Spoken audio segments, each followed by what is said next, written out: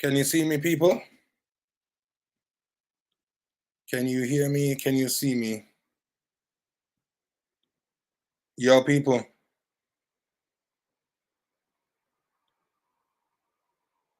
One.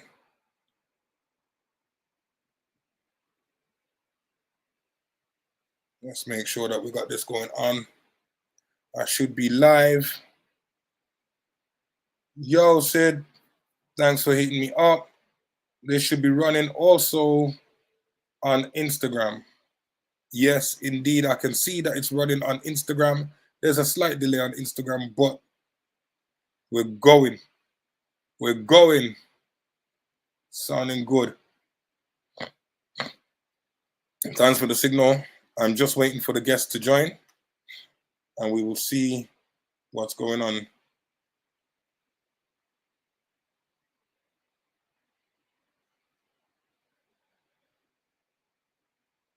So let's try and see. Can you hear me? Please, can you give me a signal if you can hear me? Wow, Tom color.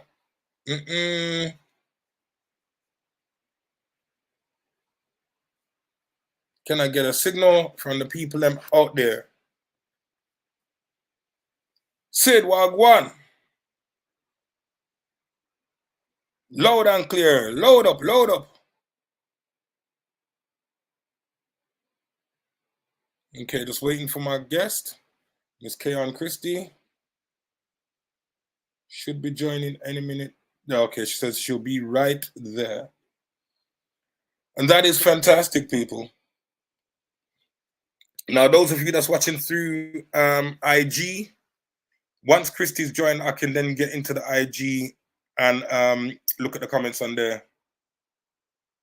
Of course, I'm going to talk to you till the guest comes. Come on now, behave yourself. You know, you already love the bands. You already love the vibe. And that's how we do. So what's been going on? How's today been? If you're in the UK, it's been relatively sunny. And then it got cold. Well, go on for the weather.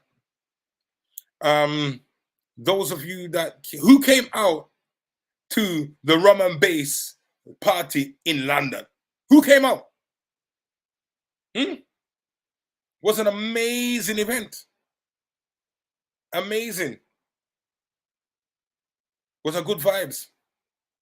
We definitely held the vibes and ran things rugged. Let me look again on the Instagram, make sure. Oh yeah, we've got a few people just joined. Big up to the vault. We are gonna be doing. Hey, those people at the vault, I can't tell too much, but you see this Bournemouth Carnival type event that we got to have going on? Yo. It's gonna be an amazing thing. So yeah, man, so much. The diehards was there. What kind of language is that? Oh, British Jamaicans. Oh, shucks. Yeah, just waiting for the guests to join in. The diehards was there. Do you mean there? Diehards were there? Yeah, they were. It was such a beautiful event, and I'm so appreciative for all of the support. And there's a lot more stuff that we've got scheduled.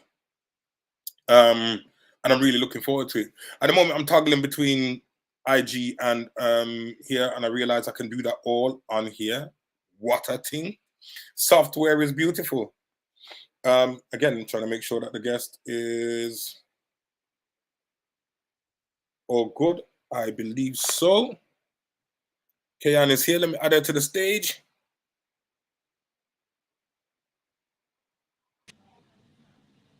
Hello. And I want everyone to join me in a round of applause for Kayonne Christy. Oh, thank you.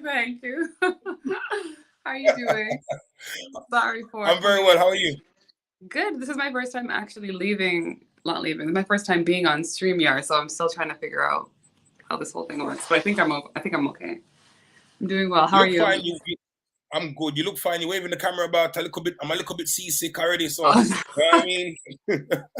You might stay seasick because I actually don't have a stand to put the phone on, unfortunately. So I'm going to try my best to not move a lot. But I talk with my hands, so you might just have to, put on your seatbelt so you. That's all right. Look, Mm-hmm. Kayonne, sorry, am I pronouncing your name correctly? Yeah, Kayonne? you are, Kayonne. Okay. Mm-hmm. We don't mind being a little bit seasick to be in your presence tonight in the UK. So all this knowledge we're trying to chat to you about and kind of gather.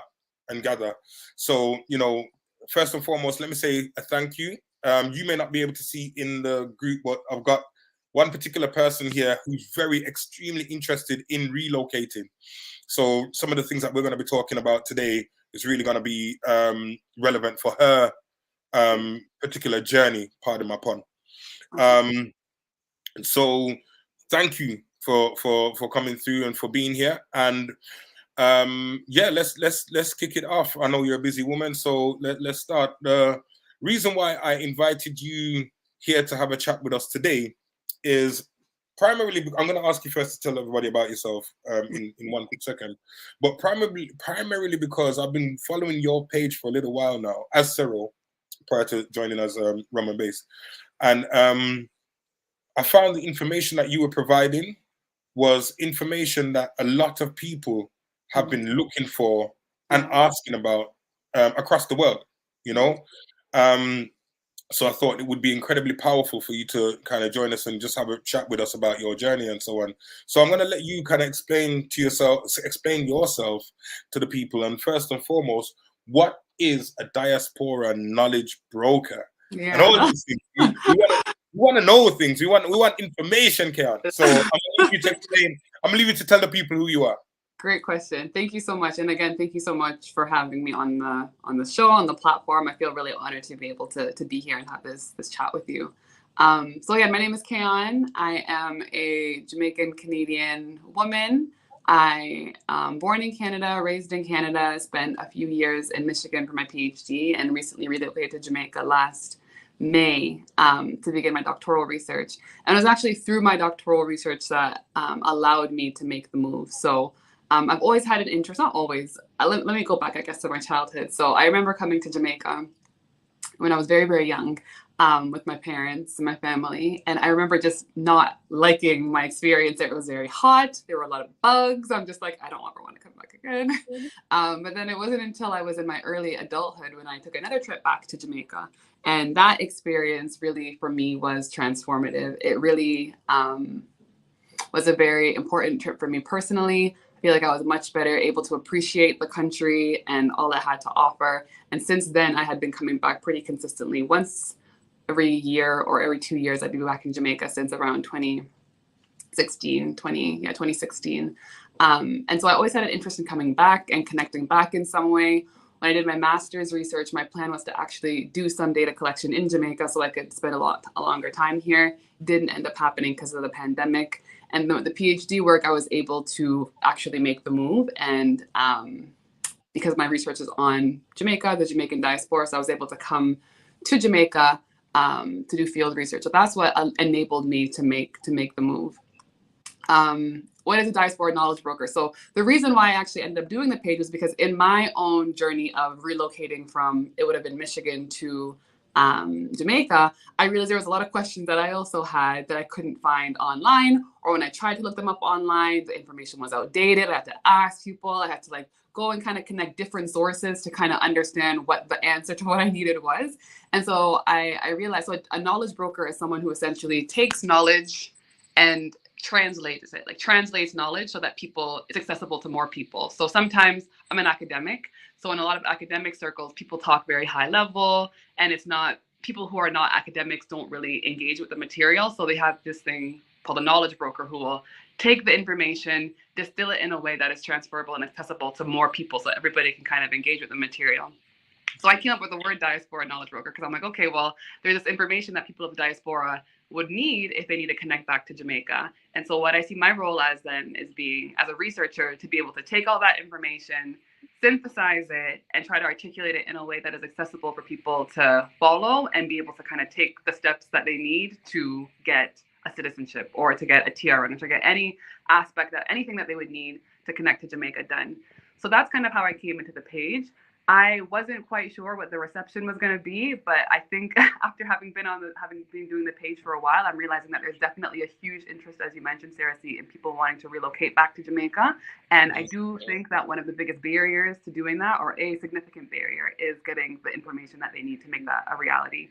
And so I do think that this knowledge broking, whether it's through an Instagram page or whether the government does something to like make this information a little bit more accessible, is really critical in terms of like facilitating people from the diaspora coming back to Jamaica.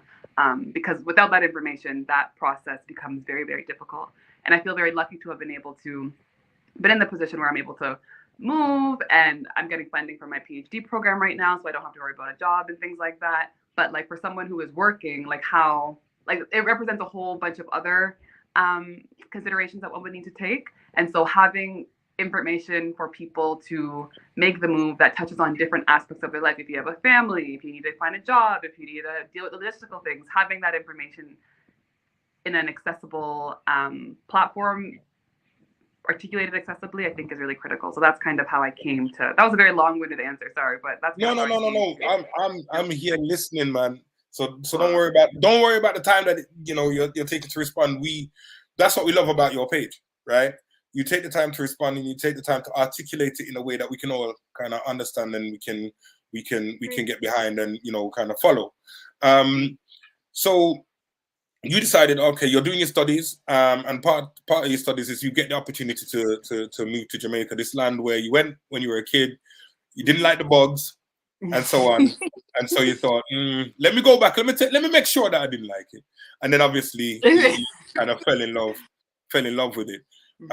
So what was your first, and what I'd like to do for the people that are incredibly interested, because I believe the journey is the same regardless of where you are in Canada, America, or England, or wherever else. You have to get your papers first, right? Sorry, I'm doing too much talking. Let me ask you, what's your process now? You've decided you want to go back home, and for most of the Caribbean islands, it's the same journey anyway. So what do you need to do first? So that's a great question. And I will speak to the case of folks from Canada, the UK, and the US. Different countries will have different requirements in terms of like how long you can stay in Jamaica for an initial trip, if you need a visa or something to enter the country, certainly. And if you're like a CARICOM resident, you're able to move within the region freely. But I can speak most confidently about the situation for folks in Canada, US, and partially to the UK. So what I had done, because I'm a Canadian citizen, I'm able to stay in Jamaica without needing a visa for 90 days, which is 3 months. So I booked my trip, came down with the intention of staying here for an extended period of time, booked my trip, came down, and I knew I could stay for 90 days. And I wanted to start the citizenship process, but it ended up taking longer than it ended up taking longer than I thought. But anyways, came down, moved down, stayed for 90 days. When my 90 days was approaching, when it was approaching day 90, I applied for what was known as an extension of stay. And that allowed me to stay on the island for an additional, I believe it was 3 months, 6 months in total as a Canadian, US, or UK citizen, but they break it up into 3 month installments. So I had to apply for an extension of stay for 3 months and then apply for another extension of stay for an additional 3 months to allow me to stay for an extended period of time. I would recommend that if you know you're going to stay for a long time, just get your Jamaican citizenship, get your passport, so you're able to stay as a Jamaican citizen. Obviously, you can stay in the country for as long as you would like. So, I mean, if you're coming here, know you want to relocate, and you don't yet have your citizenship, I would say get that first. That's the one thing I regret not doing. So you can fly in on your Jamaican passport, stay as long as you want, and not have to worry about applying for extension of stays. But what I was able to do, again, because I'm a Canadian citizen, was apply for subsequent extension of stays to prolong my trip. And each extension of stay is 10 grand Jamaican dollars, which is about 80-ish US. I'm not sure what it is equivalent in pounds. But yeah, each time you do an extension of stay, they pay that fee. You hand them your passport, you tell them why you want to stay. And then I haven't ever been contested. They always give me my extension of stay. So that was a process for me until I got my citizenship. And then now I'm able to stay for as long as I want to stay because I'm a citizen of Jamaica and I can stay here for the rest of my life. So in obtaining your citizenship, you can either do so, obviously, as if you were born there, or if your parents are Jamaican, or you can get it if your grandparents are Jamaican. Yeah. How did you find that process? Did you go down to Spanish Town and get it done there, or did you Oh no, you did it while you were in Jamaica, so you would have gone to Spanish Town, right? No, actually, to do Spanish that Bridge. in Kingston. So the PICA office is in Kingston. I believe there's a PICA office in Kingston and Montego Bay. I live in Kingston, so I just had to go to the PICA office in Kingston, and they processed that application for me.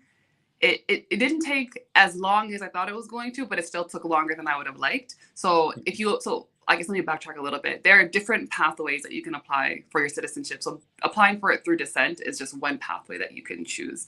And so because I applied for my citizenship through descent through my grandparents, there's an option that the longest it can take if you do regular processing is, I believe, 25 business days. If you want to get that expedited, it's 15 business days. So I had chosen to get mine expedited. You have to pay a little bit more, but I got mine expedited. So I was hoping it would be done in 15 days. It wasn't done in 15 days. It took maybe like a month in total to get it finished. But again, not as long as I thought it was going to be, but I wanted it to be shorter. So yeah, if you go through descent and you're in Kingston, it shouldn't take longer than I would say. It shouldn't, if they follow everything, shouldn't take longer than 15 daes, but certainly not longer than a month or two to process it based off of things that go on at PICA. But it's like, yeah, patience is important because I had to 100%. keep And going that's back. whilst you had your grandparents' birth certificates, or did you have to get them as well? Yeah, so I could talk about that process a little bit too. So I had to get my grandparent, just one. So you can, if both of your grandparents are Jamaican, you just need to prove that one of them are Jamaican, or both of your parents are Jamaican, you just need one Jamaican parent or grandparent to apply for citizenship through descent. So I needed my grandma's birth certificate. I then needed my mother's birth certificate. She's born in Canada. My grandmother's daughter, that shows that my grandmother is her mother. So in Canada, it's called like a long form birth certificate that shows your parents. So I had to get my mother's birth certificate that shows that my grandma is her mother. And then I had to get the long form version of my birth certificate that shows that my mother is in fact my mother. So I initially went to PICA actually before, and I only had the short form birth certificates for both my mom and myself. And they said, no, you need to have the long form one. So that's why I emphasize that point, because you need the birth certificates that you give them have to show the lineage. The line. Yeah, the line. So through whatever parent you get, just make sure that your parents' names are on your birth certificate, or figure out how you can get that birth certificate that shows the parent's name. Okay, so that's important there. And there's also one of the things I think is important. You sound like you didn't necessarily have this particular issue. Mm-hmm. Dependent on when your grandparents were born, the surname may not be on the birth certificate, mm-hmm. and then you have to get it put on their birth certificate, and that's another process, right? Yeah. So you got your papers ready. It's taken a month, a little bit longer than you anticipated. Yeah. You asked them for a refund because you paid for the. I would. I should have. I want to go back and say, you know what, Sarah C told me I need to get. No. My name is good in Kingston. My name is good in Kingston. Don't bother disturb my name out there. So you got your paperwork, and then boom, you're a citizen. Yeah. You now have to do various other things, and please again. Oh, hang on. How would you apply to citizenship prior to a 90-day visit? What do you do if you don't have access to the relevant birth certificate? Yeah. Do you want to grab that, or should I tell them about Spanish Town? Because I just want my. Spanish Town. I think what you might. I can defer to you, Sarah C. But I think you might be thinking of the Registrar General's Department, which maybe what you're thinking about, Sarah C, is in Spanish Town as well as in Kingston. The head office in Spanish Town, and the Registrar General's Department deals with things like birth certificates. So if you didn't have a birth certificate, you can get in touch with the Registrar General's Department to get the most up-to-date birth certificate that you need for your parent or your grandparent. So if you don't have that on hand, or if your grandparents passed away, or if whatever the situation may be, you can always get access to a Jamaican birth certificate through the Registrar General's Department. And they have physical offices. I know one is in Spanish Town, and one is also in Kingston. You could also get in touch with them online. So if you're abroad and you need a birth certificate, you can get in touch with them online, and they'd be able to facilitate you getting that. In terms of applying for the citizenship before you get to Jamaica, you can do that through your High Commission, your Jamaica consulate. There's usually some Jamaica consulate in but in most, I think it's in most countries, definitely in UK, US, and Canada. So in the UK, if you want to get that, you go to the consulate in London, but you have to actually go to Birmingham to actually put that process in. The second part of this question then would be, Do you know anybody that's applied online for their citizenship and managed to get, no, well, birth certificates and actually managed, not citizenship, birth certificate, and Yeah. actually got it? I don't. My cousin is going through that process right now. He's done it online. The system says that it's done. So I think right now what we're trying to do is figure out how he's going to get them, whether I have to pick them up, like somebody in Jamaica has to pick them up, or if they're going to send them to him in Canada. So I can, when Please I get let us know how that goes. I'll be happy to report back in terms of I know it's possible to do it and it's finished apparently, but how you get the actual physical birth certificates is something that I am not sure about online. I know in person that's obviously easy. Citizenship though, I have gotten feedback from people who have done their citizenship from different countries. The length of time in which it takes to get that processed, I have observed varies significantly. Like I heard somebody tell me that it took them like 2 years to get their citizenship by doing it overseas. I've heard as short as like 2 months from overseas. So I'm not quite sure, but I know that they have to send everything back to the PICA office in Jamaica. So I can imagine there being large variability if you do it overseas. But again, if you don't do it while you're overseas, you have 90 days to get that all sorted out. If you didn't want to apply for an extension of stay and just do it when you get here. Did you want to add anything, Sarah? Sorry. No. Look, you're the expert. I mean, you're expert, but you have experience doing this, I'm sure. Yeah, I do. But look, you know, for me personally, I would always, and maybe it's wrong, but I would advise just going to Jamaica and getting it sorted while you take everything and go get it sorted over there. It's a lot less cumbersome. And there may well be things that you need to do, i.e. you may need to change a name on a birth certificate or something if you're going through grandparents or people that have passed, and it's just easier to do out there than it is from here. Absolutely. I agree with that. So you got your documentation, you're good, you're legal, you can stay for as long as you want. No deporting. You can go to any wedding party, you know what I mean, wedding Wednesday and Uptown Monday, everything is good. Then now, what are the next things? What are the next things that you have to do? And I'm taking you through a step-by-step process because I know that you've gone through. And sorry, people that are in the both groups, Kayonne does actually provide this information on her IG, and she has done steps by steps. But it's good to have a conversation, you know. I'm getting asked the question, what if you don't have your parents' details? You might have to make it up. I do not. No comment. What details about your parents wouldn't you have? I guess I'm confused about that question. Like, let me go back. What details of your parents would you not have? So we'll wait until that. And then, to your comment though, Sarah, I would say that, it wasn't as linear as I think, many people might think, like get your citizenship, get your TRN, blah, blah, blah. Like it was very much to get to, So I know at a certain point we'll probably talk about TRNs and things like that. And so, for example, I got my TRN all the way back in 2017. So before I was a citizen, before I even thought I was going to be moving to Jamaica, I had my TRN. So you don't need to be a citizen to have your TRN. Anybody can get a TRN here. Having that, I would highly, highly, highly recommend getting that definitely either before you come to Jamaica if you can, or like in your first couple of days when you're here. It's not as cumbersome as I think one might think. Depending on the lines of the tax office, it might take shorter or longer, but you get it on the spot. Like you go with the proper documentation. I don't quite remember everything you need right now for the TRN, but it's not anything extensive. And then you'll get your number on the spot, and that'll just help you significantly if you're doing any type of business in Jamaica, opening a bank account, trying to rent something, if you want to buy something, if you ended up working and you need a job, like your TRN you're going to need for most transactions that you do with key institutions here. So if you can get that sooner rather than later, and again, you don't have to wait to get your citizenship to do it. Again, just would highly encourage.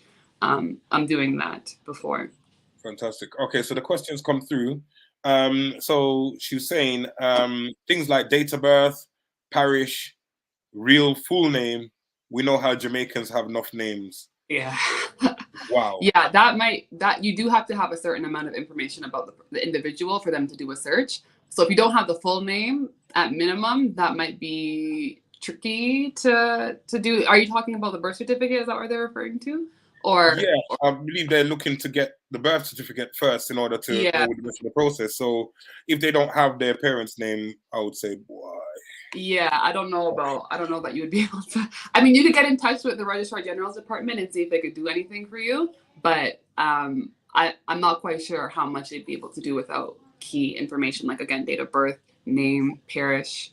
Um, yeah, you're Yeah. also going to need a birth entry number, but that's something that they can locate for you with information like date of birth, name, place of birth, things like that. So I think you definitely need to have that basic information. And sorry, before we move on, big up everybody that's in the Instagram chat as well. I am seeing a lot coming through. So big up on Amazing. yourself. Seriously, sorry. Is this also on my Instagram or is it just through yours? Like, I don't know how this all works right now. Like, is it a joint This is live? on my Instagram, but I sent you a link so that you could run your Instagram via it as well. So it doesn't do it automatically because I don't have your details for Instagram. Oh, interesting. You would have to. Okay, well, that's fine. Next time. I don't know how to access that, but I didn't. I clicked a link. I'm not sure if it's the Instagram type link, but that's fine. Yeah, so the link puts you through to the YouTube.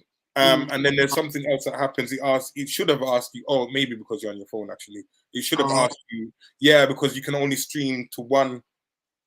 Well, I'm Kayonne. You gone? Oh no, I was looking on my Instagram. For the link. Yeah, so it could be because you can only stream from, it's only allowing one device at a time on your phone, I would assume. Sidel says, thank you. That's some great information. I don't know if you can see the comments. Can you see the comments on your side? No, yeah. No, I can't see anything. So you've got your you've got your TIN number, you've got your citizenship. Now you're ready to, I suppose, open a bank account just in case you're working. Is that the next thing you did, or? Yeah. Well, you need money, right? I live what? You need money. You do need money indeed. You do need money indeed. Yeah. Expensive. So, and you know what? That's one of the things that actually surprised me coming here, how expensive things were in Jamaica. Like, you know, when you're here on vacation, you can kind of like, whatever, I'm on vacation, I'm going to go back and whatever. But being here living, I'm like, wow, groceries expensive, going out to eat expensive. And I guess it depends on where you are as well. In Kingston, very, very expensive. But yeah, I actually got my bank account opened before citizenship, after TRN. That was a traumatizing process, to be quite honest. It just took very, very long. You know, I made an appointment in advance with a certain institution who I won't name, and I thought that shame them, man. I'm not naming. I thought that having an appointment would, you know, make things move faster. But I ended up waiting for like an hour and a half just to get through, and then after they had to process my information and all of this stuff, so it ended up taking a very, very long time to open up a bank account. But yeah, I didn't have to be a citizen to open up a bank account. I actually think I may have been able to do it without a TRN. I did have my TRN, but they also were curious about my, I think my social security number in the US or my social insurance number in Canada would have been sufficient for this particular institution. They needed some references. They needed proof that I got a steady source of income coming in from an employer in Canada or the US or wherever. I ended up using my employer from the US. They needed my passport, a license, and then a small deposit to just put into my bank account. So yeah, the process was horrible. I am glad I have it set up though. So if you do end up going in, just I would say probably block off like half of a day, because you just never know how long it's gonna take when you go in and try to get that set up. So yeah, the bank account was a big thing. I think another big thing though was also this is something I want to make a video about soon, finding housing in Jamaica before I got here. So I was initially going to just Airbnb for a little bit till I could find housing, but I realized that was going to add up to be very expensive depending on how long I stayed at an Airbnb or a hotel. And the government's cracking down on Airbnbs in certain areas in Kingston, so it was also harder to find a suitable Airbnb for me. So I ended up using a realtor to find a rental in Kingston. It's free for you to use a realtor. Like, they don't charge you. The costs are incurred on the landlord. And that was a very, very helpful experience for me in terms of finding a suitable place and looking at different properties. Like, my realtor that I used showed me different options, found places that I want to stay in, was really helpful in terms of guidance. It was really helpful in terms of paperwork and like getting through the paperwork, which is more than I thought that there would be for a rental when I've rented in the past in both Canada and the US. It was not as much paperwork as I needed for in Jamaica. So I would say, again, if you don't want to wait till you come to Jamaica to find accommodation, would highly suggest finding a realtor on online, on their broker's website, on Instagram, chatting with them a bit and seeing if they can assist you in finding a place, because it's much, much more helpful to have somebody who's on the ground and kind of knows the areas a little bit, especially if you haven't been to Jamaica in a while, to help guide you in terms of finding a right place to live. And that was one of the biggest things, I think, for me moving to Jamaica, finding a suitable place to stay. Accommodation. Mm-hmm. So you would say, like you just said, you think that was the biggest challenge. So, you know, outside of getting your documentation, getting your paperwork, that's the biggest challenge. So talk to me about what your findings were once you landed. Now, I saw the other day you took a picture, I believe you're on the boulevard by the airport. Yeah. And you're like, you had the wonderful sunset. Hey, amazing picture, by the way. Thank you. What were your main findings? What were some of the biggest surprises that you had once you'd arrived in Jamaica and you're kind of ready to go now? Yeah, I think as we discussed, the prices of things were more surprising than I would have anticipated. I think I also just thought, like, as I said, I'm Canadian by birth, spent most of my life in Canada or North America, been visiting Jamaica for the past several years, but again, haven't been in Jamaica for longer than like 3 months at a time. So I thought that it would be less of a culture shock than it was in many ways, but living in Jamaica and vacationing in Jamaica, I have come to realize are two very different things. When you have to kind of deal with bureaucracy, you have to deal with institutions, you have to kind of get used to different social norms that you may not be used to from back home in North America, where I was from. That was a bit of an adjustment. You know, I think I'm an extroverted person. And I also like having community around. So finding communities that I felt like I related to and I felt comfortable around. Not that that was a challenge, but that was something that was important to me. I know it's hard to make friends and meet people in a new city when you move in general. But yeah, I think the culture shock of some just norms that I guess I didn't pick up on, or having to deal with like life in a Jamaican society that I didn't really have to think about when I was here vacationing was a big thing. And again, the prices of things is just very, very expensive. Very, very expensive. That was so shocking to me, a challenge. And it's still a challenge, remains a challenge. I'm still trying to figure out how I can spend a less amount of money on food. Because it's like buying out is expensive, eating, buying groceries is expensive. So it's like, which one, you know, it's a hard decision to make. I know people go around it by going to like the market, maybe going downtown. I was going to say, you don't go Jubilee Market yet. Yeah, Coronation Market, I just recently started driving, you know, so I could, but then to find the time to go downtown and then walk through the market, and it's an opportunity cost. I think it's an opportunity cost I'm going to have to start doing a little bit more of, because I can't afford to keep on buying, you know, expensive stuff. So you're going. That is an option that's available. Are you going uptown to the main to the main markets, to the hypermarkets and the big malls uptown? I live in an area. I live in New Kingston, so it's a business district. I knew it. So you're right. You know, someone said to me, there's two economies in Jamaica. One is a lot more affordable, perhaps, and then one is just a lot more expensive. And I unfortunately live in an area where things are a bit more expensive. But again, as you noted, there are markets that are available if you want to get cheaper groceries and other options. It's just having to make the time to travel and do that may not be feasible for everybody, or and that's understandable. So if you're going to like Mega Mart or those kind of places, or the brand new, when I say brand new, it wasn't there. I'd gone 3 years prior, and then I went again in November, and I saw the big new kind of hypermarket. I forget the name of it. And I was like, oh wow, we're just flinging up these. Talking about Price Mart? Not Price Mart. There's another one. There's a big one in uptown as well. And I was like, wow, they're throwing these up like quick. Yeah. But obviously everything's packaged in there, so the prices are what the prices are.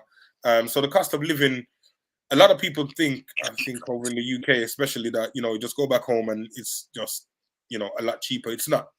And even if you're gonna get simple groceries like vegetables, etc., yeah, if you go to the supermarket, it's not going to be as light as you would expect it to be initially. Now, talk me through getting your driving license. Yeah, I know I actually haven't gotten it here as yet. I got that. So to get your driver's license, the first step is to go to the tax office and pay the fee to get the license. So I've done that. So I have my receipt. So when I'm ready to go into the depot and schedule the test and take the test, I'll be able to. But if you do want to get your driver's license, so because I've actually, since I've been here, I've been flying, not back and forth a lot, but enough that I don't need to get a driver's license. Right. Yeah. Cause you can drive here for 90 days without needing to get your Jamaican driver's license. So I drive on my Canadian driver's license right now. If you wanted to get your Jamaican driver's license, again, you have to go into the tax office, pay. So everything is a fee. There's a fee for everything here. Pay a fee to take the course, or to take the road test and the written test. You'd bring your receipt to what they call the depot here, and then you would schedule your test, take your test. And then when you pass your test, you have to pay an additional fee, give some pictures, and then they give you your driver's license. I'm not sure how long that whole process will take, because I actually don't know anybody who has gotten their driver's license from overseas who already has a driver's license. But I'm hoping it doesn't take long, because I plan to stay here and not travel for the next few months. So when I do get that driver's license, I could definitely, I'll definitely let you know if it's as cumbersome as it sounds. Because even when I was calling in to do research about that process, I was just like, you have to go back and forth and here and there. And I'm just like, this is very, onerous. Yeah. I mean, it is. Because the processes are being ironed out and they're making it a lot more simple. Right. So another question that we've got, is it expensive because people know you're from foreign, or just in general? I'll let you lead there. Sorry, they're talking about the price of goods. Yeah, I think it's expensive in general. So when I go to the grocery store or I go to a restaurant, like, they can't charge me a different price than that's what's stated on the shelf or what's stated on the menu. So that's not the problem in the areas that I live in. It's just an expensive area. Probably when you get to places where there's more more subjectively determine the price, your accent will probably play a role in that. And if they pick up that you're not from there, they probably will upcharge you. But yeah, I haven't really had that experience. And you know what, even when I do go to places, or like on the side of the road or something like that, and I pick up like a fruit or something like that, I have found that I haven't been charged more. So let's say somebody who's Jamaican has done it, and I ask them what the price is, and they tell me the same price. Like, it hasn't been discrepancy. And this is the same thing is true because I'm driving now. So for things like oil change, I had to get an oil change the other day. And this is my first time getting an oil change in Jamaica. And so I went to the mechanic that I went to, and I asked him the price. And then he told me the price, and he told me what I had to do, because getting an oil change in Jamaica, apparently you have to buy the oil yourself. You have to get a filter yourself. Like that. I'm not used to that in Canada. So I had to call my friend. I'm like, is this, like around the same amount that, like, is this like, is this expensive? Are they charging me more? And he's like, no, it should cost this much. So I usually confirm with people when it's in cases like that, especially with car stuff, because I'm a woman and I'm a foreigner. I just call and ask people, like, what about how much would you pay for something like this? Or how much would you pay for something like this? And I have found that the mechanics have actually tended to be pretty honest and haven't tried to upcharge me. It's usually around the same amount as people would expect to pay, like a local would expect to pay. That's good. So I hope that's answered the question there. So now, sorry, I'm also looking at a list of questions which I sent to you, because that's how we do these things. Now, you speak about a real estate license. Is that something that you're doing whilst you're out there? That's going to be your profession. Let's delve more into the life of Kayonne over there now. Yeah. So you're I don't want to, obviously I don't want to get too personal, but you're working over there in real estate, etc. Or? So yeah, so right now, so the purpose of my trip to Jamaica, as I mentioned, was for my doctoral research. That's what brought me here. That's why I'm here. That's the primary reason why I'm here, in case my advisor is listening to me. I'm here for school. Since I've been here, I started working with the Caribbean Policy Research Institute. That's actually where I am right now. I'm in office, which is an independent public policy think tank. So I work here part-time. And real estate, the opportunity kind of just presented itself for me to take the course and try to get my license as a real estate agent here. So I took the course, passed the exam. So right now I'm currently in the process of getting licensed with the board. So they have my application and they're just processing the application. It should be done by the end of May, and I'll be a licensed agent here. And that's just something I'm not quite sure how that will go. Like, I intend to put energy and effort into it and practice real estate here in Jamaica. We'll see what happens when I finish the PhD, whether it's something that I continue to pursue or if it's something I do on the side. But I do want to take it seriously once I get licensed and start practicing. So that's just another thing that I will be doing while out here. Okay, so you seem like a woman of many talents. Yeah. Thank you. Including streaming, and also congratulations on, like, I started following you, I think you were on like 4,000 followers or something. Mm-hmm. And you seem to have just shut up like real quick. I was so surprised. I was so pleasantly surprised at that. But what that told me was that there's a big gap that's not being filled. Like, there is something that people are needing, that the government, that Jamaicans are not Jamaicans, but like that the state, I think it's the responsibility of the state though, to like make this type of information very accessible. So that's actually like shaped my thinking about my dissertation. So I'm really interested now in like how we can get more folks of the diaspora to come back to Jamaica, why they want to move back to Jamaica, what barriers they're experiencing, what opportunities they see here, and how the state then can respond to this clearly huge interest in people coming back better. Because, you know, there are policies here. They have a diaspora policy in Jamaica. There's a diaspora affairs department that's supposed to be dedicated to diaspora affairs. There's many things in place that the state has. I think that clearly they could be improved if there's people of the diaspora who want to come back and feel like they just don't know how to do it, myself included. Like, it was a challenge for me to like get the information, as I said at the beginning, that I needed to make this move back. So that growth in the Instagram page and the feedback that I've been getting from people really helped shape how I'm thinking about the research that I'm going to be doing, because it's clearly something that's important that's not being addressed. No, fantastic. I think that you are certainly answering a lot of questions, and a lot of people have had to, you know, I myself, I wish certain information was available. So it's answering the questions, and that's the whole, I think that's the important thing on the internet, etc., that people should be out there and that can provide information, can answer the questions that need to be answered. So you're living life, over there at the moment, and obviously enjoying life, etc. You had a moment of traveling by taxis, etc. Yeah. And how have you found taxis? Now, I'm going to ask this, and I hope it doesn't come across in the wrong way, but, you know, I'm going to ask it. As a woman traveling solo, is the impression I get from online, on the taxis, how have you felt? Because there's going to be a lot. Your screen's freezing. Hello? Oh, I can hear you. Sorry. Can you hear me okay? Yeah. Because there's a lot of people that, and I hope I'm asking the question right for the people that have spoken to me over the years about this. There's a lot of people that want to travel to Jamaica, but people keep on telling them, women I'm talking about here specifically, people keep telling them, don't go by yourself because it's not safe. And you're one of the people that I'm showing to friends of mine and saying, look, there's a person out here doing it that talks about her experiences. You should do it. So what would you say to those people that are a little bit hesitant or resistant to coming out to Jamaica? Yeah, that's a really, really good question. A really, really good question. So I can speak a bit about my experience being here as a single. Yeah, I'm here by myself. And I'm a woman, obviously. Not obviously, I'm a woman. So, you know, I also acknowledge that I am lucky in certain regards, that I have been, like, I'm able to afford a place that's in a relatively safe neighborhood. My impression is that I don't feel uncomfortable like walking around my area. I don't really feel like I'm at, and maybe this is my own ignorance, but I don't really feel like anybody's gonna come bother me when I walk around. So that's the one thing. Jamaica is a country of extremes, as I'm coming to realize. So you can go down the street and the situation may be different. So I don't want to say put blanket statements around. I can say based off of my experience, I have felt pretty safe in Jamaica.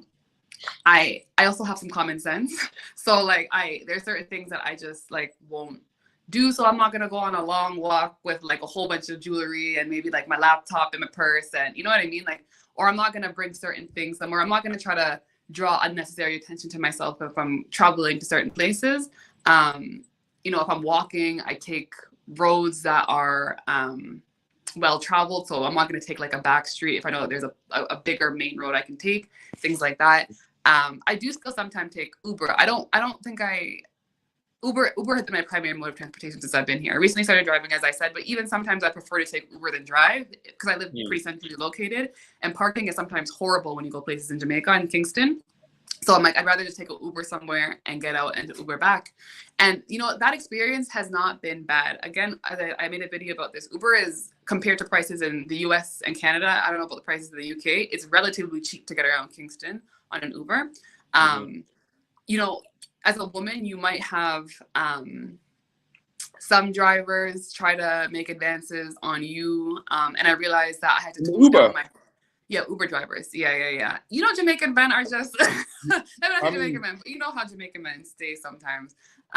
So, you know, I realized that I had to tone down my friendliness. That's another thing that was challenging for me being here. Like, Canadians, we have this, like, smile, whatever. Like, you're friendly with people. And I'm just a naturally, like, I think warm and, like, friendly person. And I realized that I had to turn that down a little bit because some people... may misinterpret the friendliness to mean something else. So whereas I might just be trying to make small talk with somebody who's a man, they might misinterpret that as like flirting and feeling like they can then try to, you know. So that's one of the things that like another culture shock thing that I didn't pick up on when I was here traveling, but now that when I was here vacationing, but now that I'm here living, I realized, oh, okay, you can't always be as overly friendly as, you know, I might want to be. But more or less, I have, so those instances of maybe a driver saying inappropriate things or something like that have been rare. Most of my experiences in Uber have been pleasant in terms of the drivers. As I mentioned in my video, the quality of the vehicles are sometimes variable. You might get a Pro Box one day, you might get a whatever one day. That depends on how you kind of feel about that. Sometimes it didn't matter to me most of the times. There are sometimes where I'm like, I don't know if I want to be in this no AC vehicle right now. I prefer AC, or you know what I mean? So, but yeah, I felt safe. I like Uber because Uber has a tracking system, which is why I actually prefer Uber to things like chartering a taxi or just, I haven't taken a route taxi here. I just see the way the route taxi drivers drive, very like, a lot of them drive very, very fast, speeding in and out. And I'm just like, I'm willing to pay the extra money. No, I'm not here for it. Yeah, I appreciate. Yeah, if I have the capacity to just pay a little extra money to know I'm getting there safely, I'd rather just do that. But yeah, I felt safe. I haven't taken the JUTC yet, which is Kingston's public transportation system, but I actually do want to take it to have that experience. I've just heard that sometimes you have to be waiting a long time for the bus. So I think maybe one time where I'm not in a rush to go somewhere, I might just take it just to see how that experience is. But I've heard that it's comfortable. People who I know have... Huh? It has AC? And it has AC, which is very important for me. It has AC. People said it's comfortable, that they felt safe on the JUTC. A whole bunch of people took the JUTC. So, you know, one thing that I will say is that, you know, exercise caution, obviously, and something that I've had to negotiate within myself is, you know, people have opinions of the place that they live, and they will try to project those opinions onto you, or how they imagine a space, right? Everybody has opinions of how they imagine a space, and they'll try to project those opinions onto you. And that'll make you scared to do a lot of things sometimes. Like when people are like, it's dangerous, don't go here, don't go here, don't go here, don't go here. And so I say, just take everything that you hear with a grain of salt. Like listen to it, of course. Like people who have lived there, of course, you want to hear what they're saying and use that to evaluate where you move and how you move. But everybody has different experiences. I have gone places where people are like, I would never go, but I have felt fine. I felt comfortable. I think going to those places have made my experience a lot better. So I think as long as you just exercise a little bit of common sense, you will be okay. And I guess it also depends on who you're involved in, what you're kind of doing. I am a nerd, so I just don't really, you know, I feel pretty fine just doing my daily activities.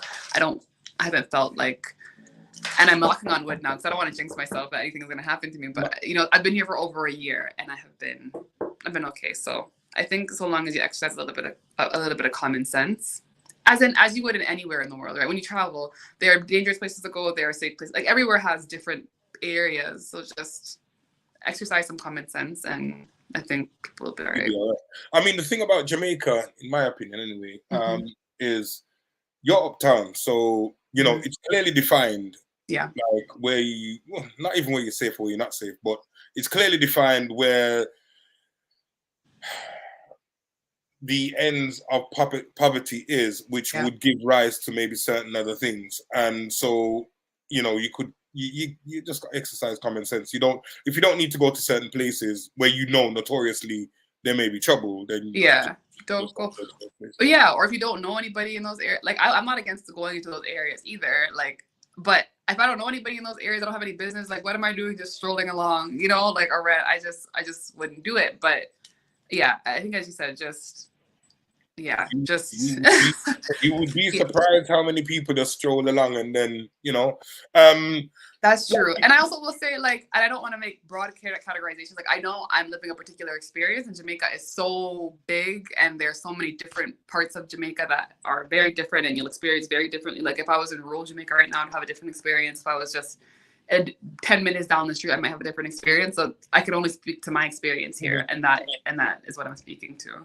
No. And it's important because we want to hear about your experience, because the majority of people that I have spoken to over the years, how can I put it, would share your type of experience, right? So based on what you've shown online. Well, I have a question for you. Are you interested in coming back? And if so, where do you see yourself like going? Like, would you imagine?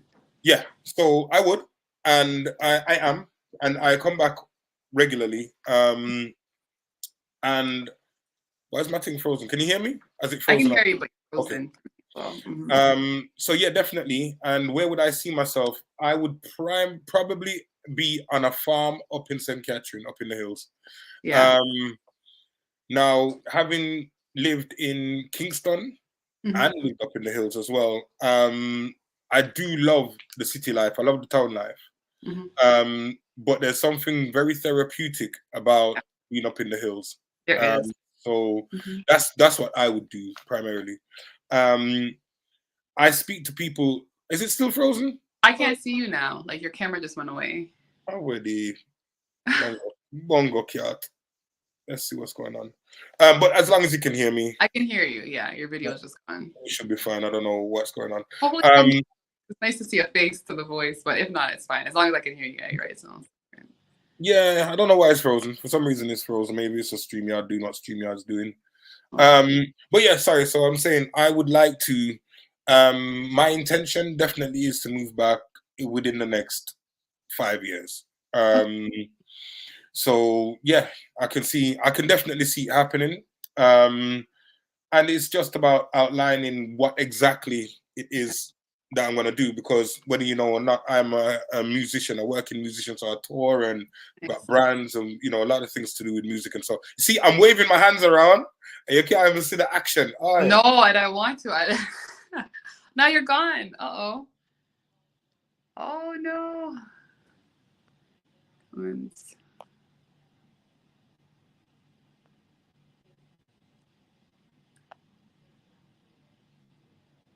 Uh-oh. I don't know what's going on.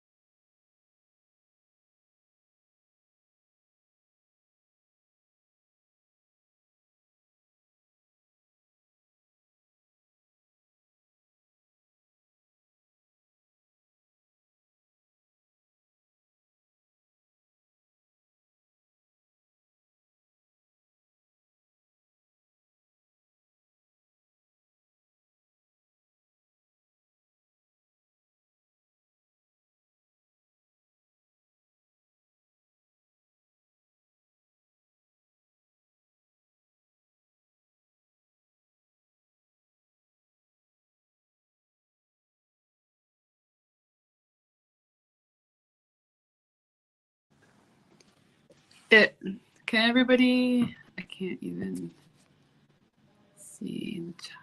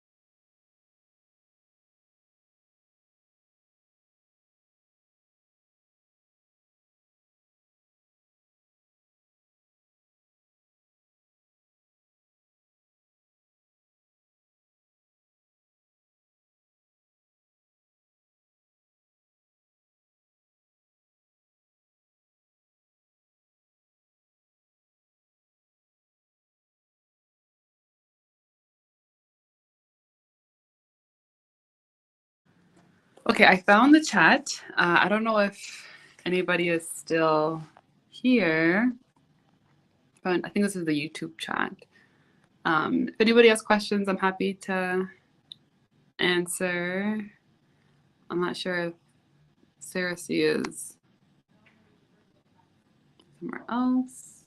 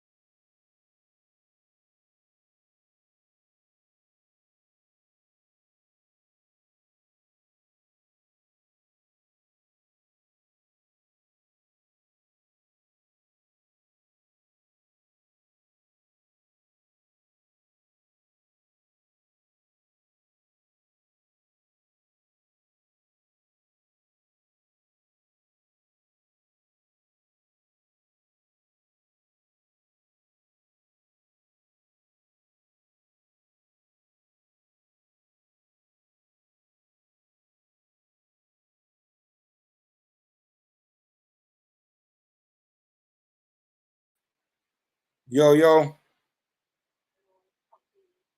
I should be there. I can see me.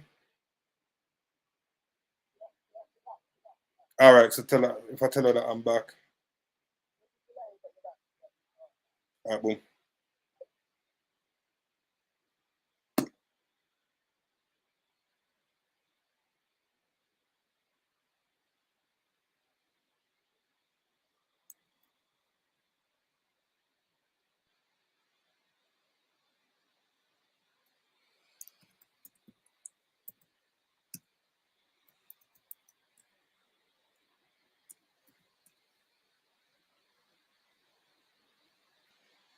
Just waiting a little bit. Hopefully, Kayonne can join us back here.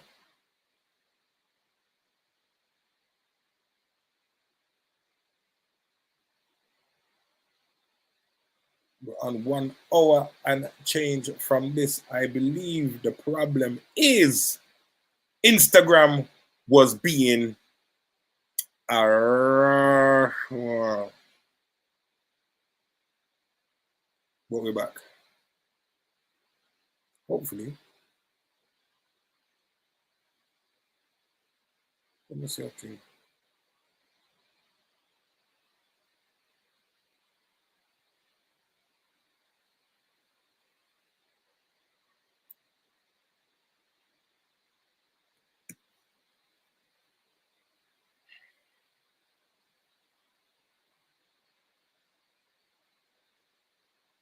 We got the powers.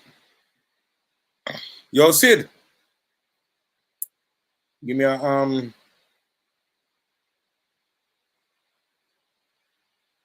give me a signal now.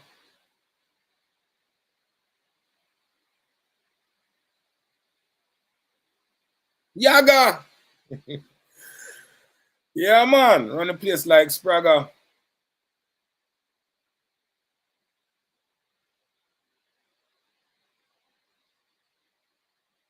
So just waiting to see if Kayonne can join now, because this has been a great conversation in my humble opinion.